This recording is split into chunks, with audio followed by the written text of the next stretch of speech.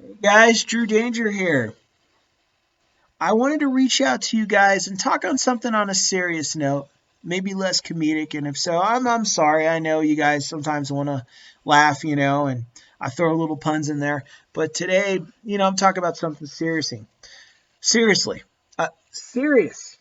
I can't talk tonight. Sorry, guys. Um, if you guys are going through something, you guys need some mentoring. Need someone just to talk to encourage you, to just hear you out, I'm going to be doing that. So you guys can reach out to me, email at cdrewguess@gmail.com. And that's C as in cat, Drew Guess at gmail.com. And let's talk about that, guys. And, I know a lot of people are like, okay, it's this much. Here we go. Your first one, if you guys would like to do it, is free. Okay?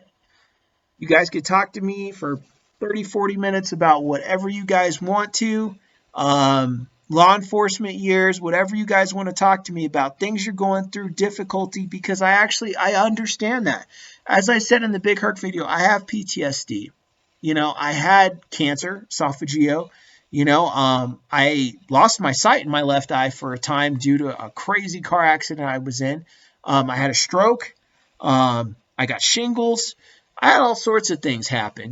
Bad upbringing, parenting, lifestyle, all that stuff like that. So I can relate. If you guys just want someone just to hear you out, you guys just need someone to talk to, please reach out to me. Let me know what you guys think.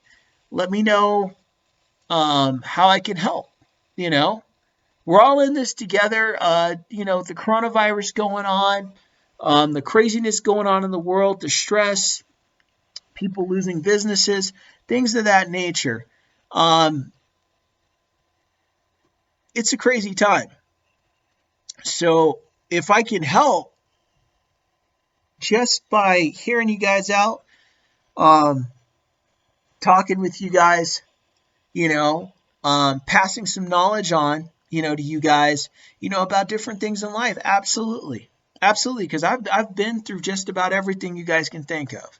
I've done it all. I've done a lot in my time, like I posted my description. I worked on movies, 10 years law enforcement. I've been around. I even taught preschool through sixth grade. I did an after school program where I did that. So I've done some of everything. I can tell you guys a lot that I've learned and a lot of mistakes that I've hit my head on.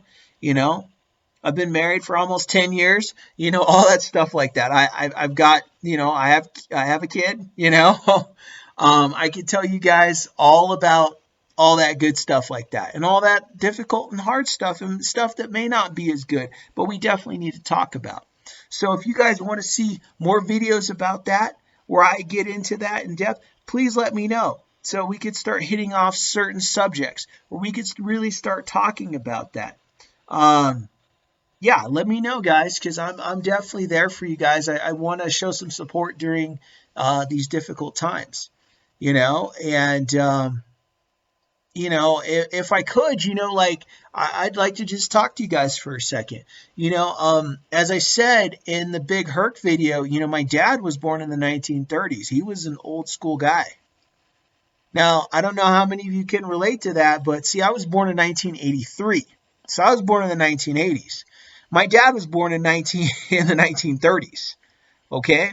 So he grew up a whole other time. He remembers when World War II happened. He was drafted for the Korean War. He didn't have to go to the Korean War. By the time he got out of training and everything, the war was over. But he lived in another time. He lived in the time of civil rights. He was actually in the Civil Rights March, to be honest with you guys. He was there.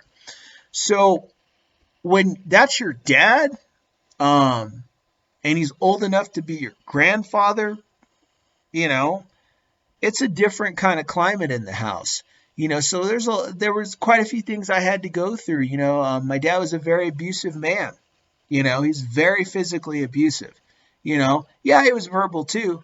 as well. But he was really a physically abusive kind of guy. Once I got to a certain age, which was around 9 years old, and it kind of really changed things for me, and it made things very difficult in my life. My mom was also an abusive person, um, and I went through a lot of things with her, and it was very challenging to go through life as a kid, and figure out how I was going to get through each day, and how I was not going to make them mad where they didn't want to beat on me and do those things, to me, for their own reasons, and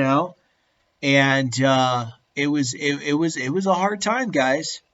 I have a hard time even talking about it now. I've gotten more and more open as the years have gone on, and now I'm pretty much just right there where I need to be, where I can discuss it. But for a lot of years, there was a lot of stuff I just wouldn't talk about. You know, um, I was molested. As you saw in the Big Herc video. I'm very, like, livid, and up in the air. I don't know how else to put it. Very angry about child molesters and pedophilia and things of that nature. I am a no on any of that stuff. Absolutely. And when that was done to me, and it was done to other kids that I knew, it destroyed our lives, man. You know, I'm hoping I'm making sense, but there's just a lot that I've been through, and I'm trying to explain it to you guys the best way that I can, um, in the clearest way that I can. And I was very fortunate because a lot of people just freaking lost their minds, after stuff that went on, because you're also looking at, there was a lot of, this was in the 90s, so there was like a lot of gang stuff going on the street, and people were getting into that just because. Here's the thing, guys. I grew up in suburbia. I didn't grow up in the ghetto. Okay. I had seen it, but I had never lived in it. Okay. And the thing about being in Southern California is you don't have to be in the ghetto to experience crime. You could be in suburbia and experience crime, because let me tell you guys something. Let me tell you something. Um, Section 8 housing started to become available for the suburbs. So a lot of people that had those gang ties that were from the ghetto or poorer areas started to come to suburbia underneath Section 8 housing vouchers. Okay. And where I lived, was the high desert of Southern California. They started coming in by the dozens. So you had gang members on the street before you knew it, and weird stuff started happening, like shootings and drive-bys, and people having issues and fights, and police being called all the time. That came like that. And next thing you know, you're in it. Another thing was the neo-Nazi skinhead group that was through the neighborhood. I was almost killed by actually one of the neo-Nazi guys, because what ended up happening was my neighbor, I can't say my neighbor, but he was down the street. A guy I knew had a cousin who was new to the area, and he wanted to get on the drug trade and their business, right? So, and he was Caucasian, and so they told him, well, yeah, but they probably told him, hey, you gotta, do something for us, which is probably what happened. So anyway, as I said, I was into the original Star Wars trilogy, and he comes over to my house one day and he tells me, hey, look, there's this guy down on Pony Trail, which is the street down the way. And I said, okay. He says he's got some original Star Wars stuff or something. He wants to sell, and I told him, about you, and you're into Star Wars, and, you'd probably want to go check it out. I said, oh, yeah, because I'm, a Star Wars fan. So, yeah, I'll go look at it. So I ride my bike, he rides his bike. We go down, I'm about 12 at the time, 11 or 12. And we go down to this house, and they got bed sheets for curtains in the window. And I'm looking at that going, this is not a good sign, Anybody from SoCal that has 2 and 2 equals 4 for brain cells knows that that's not a good sign. And, the guy goes in, and he gets the guy, and he calls him Hitler Jr. I'm not making this up. That's what he called the dude. And I'm looking, I'm like, Hitler, what? And I take my bike and I flip it around and I'm just taking off. And I look back, as I'm riding, I look back real quick and I see this big guy come out, like this. And I guarantee you guys that was not going to go very well for me. You know, I was used as an initiation for this guy to get into, whatever he was getting into. You can't tell me they just turn around and be like, hey, you want some tea? You want to hang out? You want to look at these Star Wars figures? That was not what was going on at all.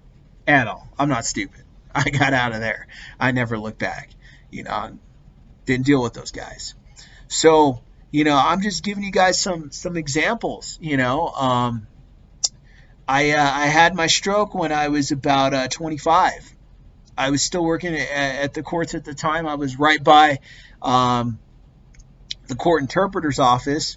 I was dating a very difficult young lady that made my life very stressful. I was going through a lot at home. I was pretty much full-time in it at the Art Institute of Art School.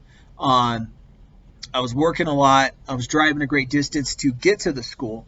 And just the collaboration of all of it, man, just came crashing down. And I remember standing there and a pain just coming in my body like I had never felt. I was like, whoa. And it felt like my life was just slipping away. And I remember I was leaning over and I was just in the worst kind of pain. And the interpreters happened to come out and they saw me and they said, oh, get the ambulance. I think something's wrong. And I ended up going to the hospital.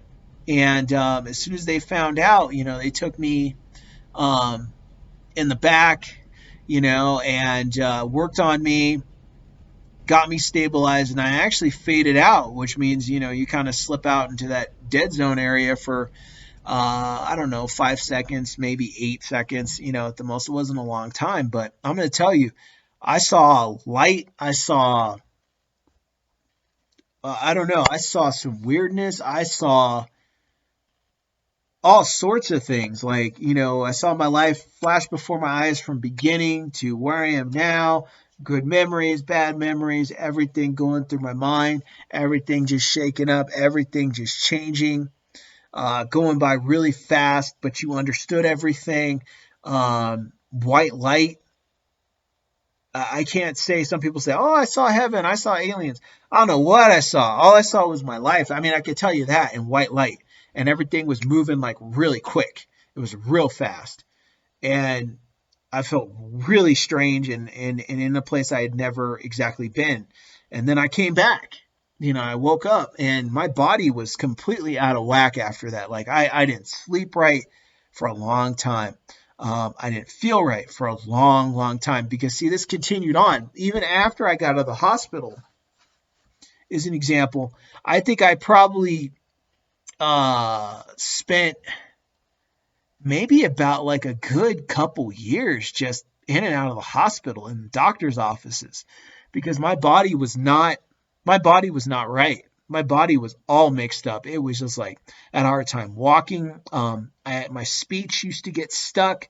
I would say things backwards, which I still struggle with, but I really work on it. Like James Earl Jones, who was the voice of Darth Vader in Thulsa Doom and Conan, he actually has a stutter, believe it or not.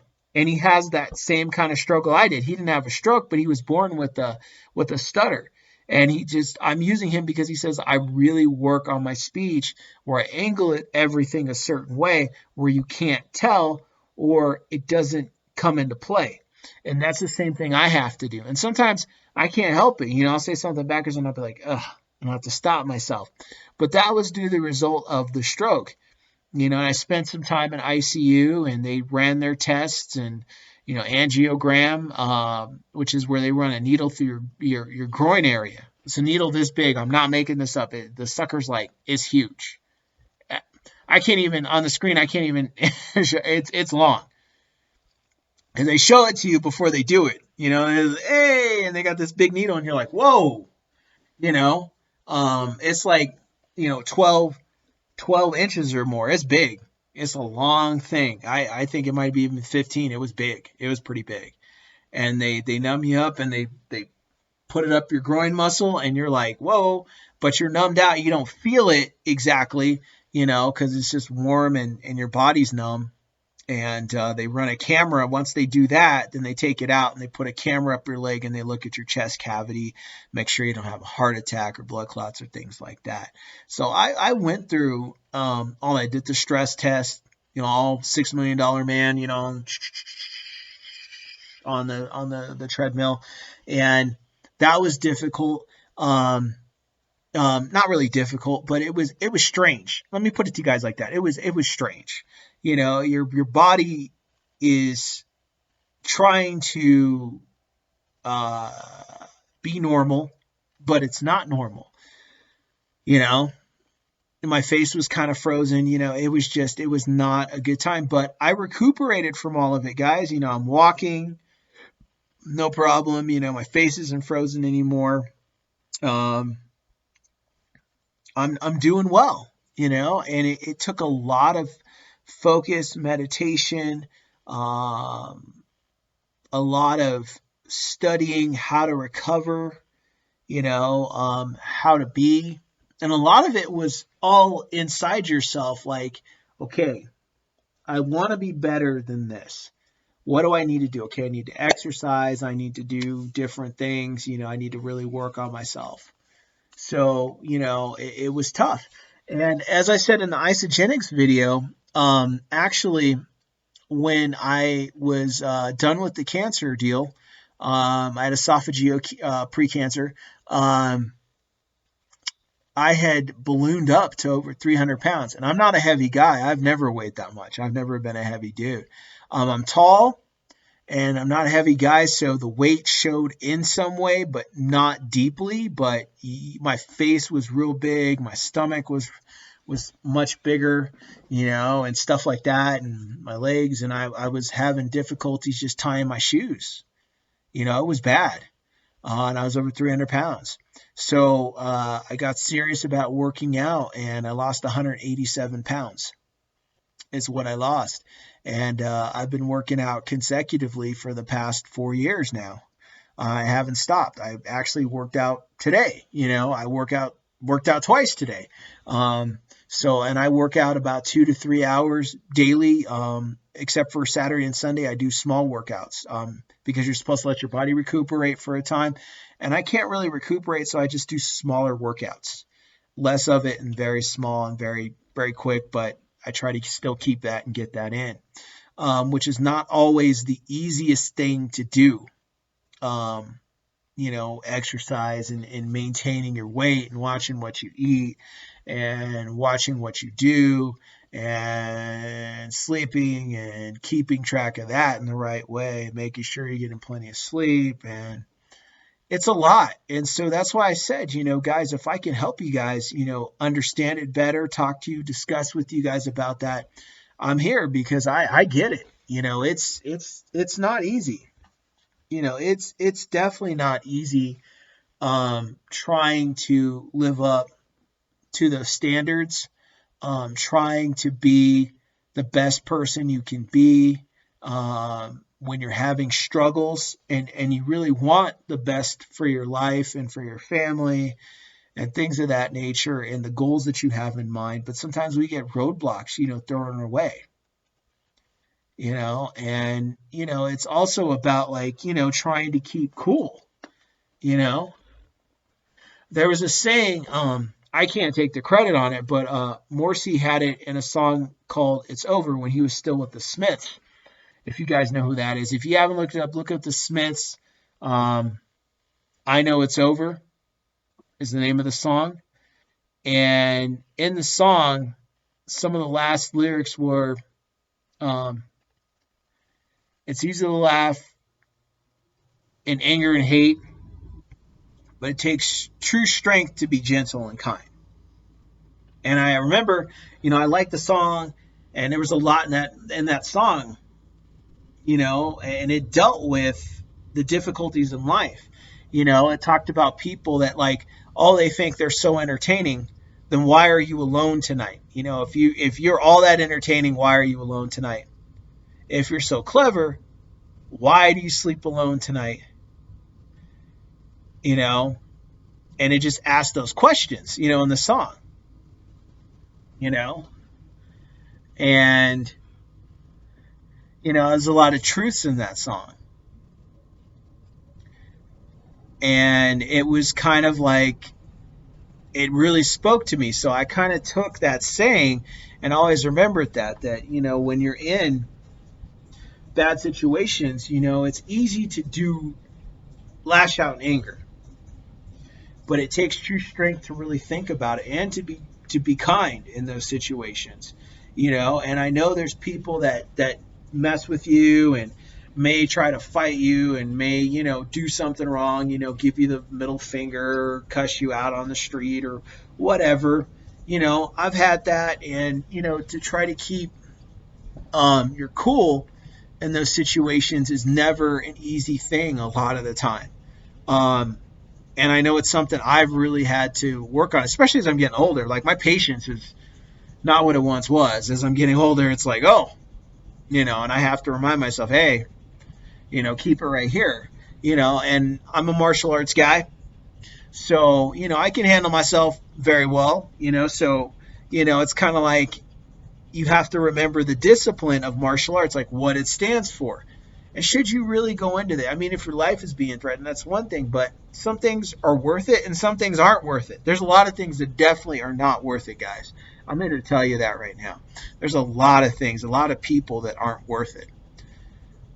As I said, I did my time in law enforcement, working in law enforcement. I did 5 years working in court security. And then I did 5 years private investigations doing homicides and things of that nature. And I could tell you, interviewing guys in the jail cells, because that's what I did. When I did investigations, I went back to the jail cells, the holding areas. And I would interview these guys. And I'm telling you guys, I've been in a lot of jails working, interviewing these guys, hearing their stories, seeing how they're living. And I'm telling you guys, it is no place to be. So when you guys are out there doing those things, please be cautious. Please be cautious. And if you need to email me and just be like, hey, man, I got a situation, just need someone to hear me out, please email me. Because I'm telling you, jail is no place to be, man. It is not cool. You guys know I hang with Big Herc, Big Ant at Fresh Out, and OG Silverback. Sometimes we talk. Me and OG, we talk like twice a week without a given, sometimes more. And I'm telling you, the number one thing that all three of those guys say is this: if I could go back and not do what I did, I'd change that, because my whole life changed. There were some opportunities that OG had and Big Herc had, they couldn't get into because they were in jail at the time. Now, they ended up working out some things, but not to the level they possibly could have. And that's what haunts you is, yeah, I may get out and I may do well, but looking in hindsight of how much better I could have done, or if I wasn't in jail, the time I could have invested with going to school or learning the game from different people that learn how to become entrepreneurs on their own. If I had learned that, and I had learned what that was all about, and I had learned how that all worked, man, my life would be different. I mean, I'm doing well, but my life would have been even better. And I would have, made the goals I really wanted to make in my lifetime. And so that's what you have to consider. You go to jail for 10 years, you lose 10 years of your life. That's real talk, guys. And it's no joke, man. It's no joke. I saw guys that I grew up with, I knew from high school and all that stuff like that. I'd be working at the courthouse and I would see them in orange jumpsuits and chains, One of them tried to murder somebody. And the only reason why the guy survived is because he got lucky, right? But now he's in jail doing time for that. I mean, that's some real stuff, guys. People make knuckleheaded decisions. And so the thing that we're trying to do, myself, Big Herc, Big Ant, OG Silverback, we're trying to get you guys. Also, guys, Nate 916. I'm just getting to his channel, and I'm Big Herc did his show. He's another guy that talks about it. That says the same stuff, the same real stuff. These are real guys, man. We're real dudes. No side stories. We're not trying to glorify jail. We're not trying to look more important than anybody else or anything. Our goal, in summary, is to help you guys make better decisions about this, because we don't want anyone to go through it.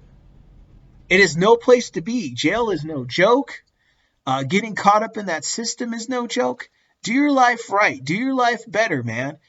You owe it to yourself to live the life that you want to live, to be the person that you want to be. Don't let jail stop who you're supposed to be, okay? Because 10 years, man, is a long time, and it takes 10 years out of you. You get out, now you're 10 years past, and now you got to pick up the pieces and find out what's going on. Find out if you had kids and a wife, you got to find out what the heck is going on with them. It's messy, man. I've seen all that stuff. I worked those cases and I saw how it affected people's families. I had to interview those families too, a lot of the time. And they were crying and upset, and the kids were upset, and, I want my daddy or I want my mom, all that stuff. It's horrible, man. So just make the right decisions, guys. No one's perfect, but try to live your life in a way where you don't end up in a place like that. Because it not only does it do that, it messes up your future. You have to look at the jobs and opportunities you can get. And even if you're able to get a job and do this and do that, once they find out your record, it's up to the discretion of the people that have, your employment in their hands if they want to keep you, a lot of the time. And sometimes people aren't cool with that. Then you lose that job. Then now what do you do? Who's going to be willing to hire you? And sometimes when you get jobs, they're just like, oh, we know you're an ex-felon, so we don't have to pay you that much. We don't have to put up with you that much. That's some serious stuff, guys. So anyway, not to beat you guys to death with, hey, guys, watch your life, but I'm just being real with you guys, and if I can do anything for you guys, talk to you about any subject you want, please email me, C as in cat, drewguess@gmail.com, or you can leave me a message on here and we can set it up, and I'll give you guys the phone number and everything. We can really talk, because I talk better than I write, to be honest with you guys.